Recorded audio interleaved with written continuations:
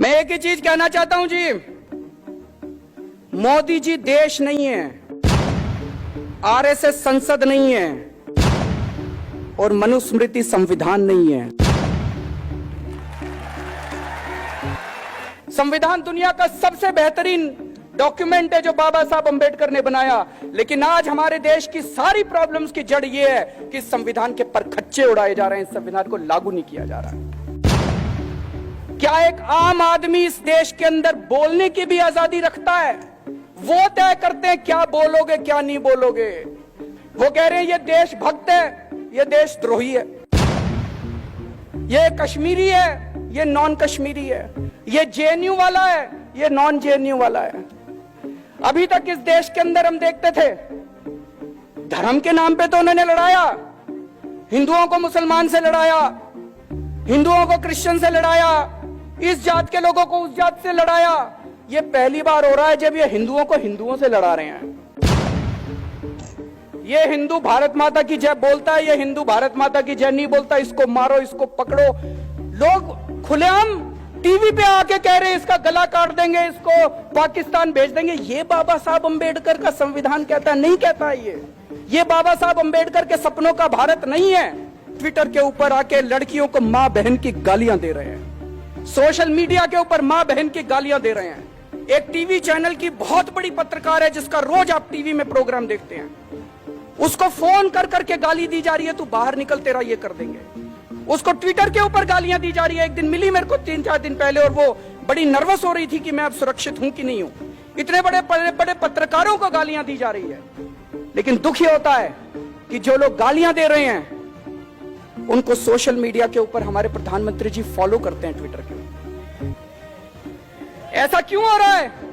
इनको कहां से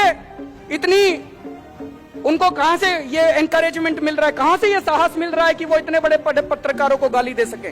साहस मिल रहा है क्योंकि प्रधानमंत्री जी उनको फॉलो कर रहे हैं। उनको प्रधानमंत्री आवास पे बुला के उनके साथ फोटो खींची जाती है, वो फोटो ट्विटर के ऊपर है। चर्चा शुरू हुई कि सावरकर को स्कूलों के सिलेबस में लाया जाना चाहिए कि नहीं लाया जाना चाहिए। मनीष ने उसका विरोध किया। आधा घंटा पौना घंटा इसकी चर्चा चली कि सावरकर को स्कूलों में पढ़ाना चाहिए कि नहीं पढ़ाना चाहिए। जब मनीष ने विरोध किया, उनको लगा बाहर बात फैल जाएगी, तो स्मृति जी कहते हैं नहीं, इसको बात को यहीं खत्म करते हैं, हम नई शिक्षा नीति बना रहे हैं, उसमें डाल देंगे इसको, बाद में आपको बताएंगे इसके बारे में। मैं आज मनीष सिसोदिया से अपील करना चाहता हूं, उन लोगों को सावरकर पढ़ाने दो, आप दिल्ली के सारे स्कूलों में अंबेडकर साहब को पढ़ाइए।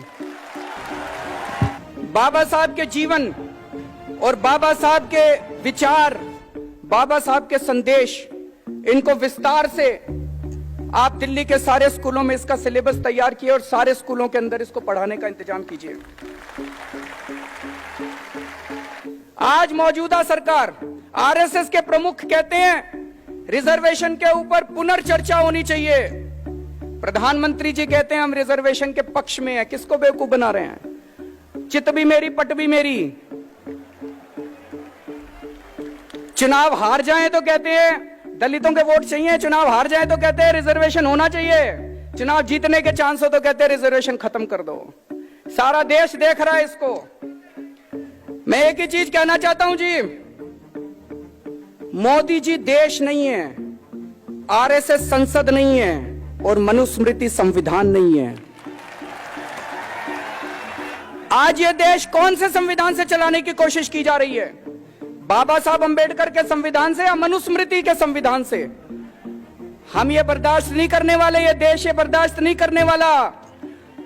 बहुत सालों के संघर्ष के बाद, बहुत सालों की लड़ाई के बाद आजादी मिली थी और आजादी के बाद बाबा साहब अंबेडकर ने हमें यह संविधान दिया है।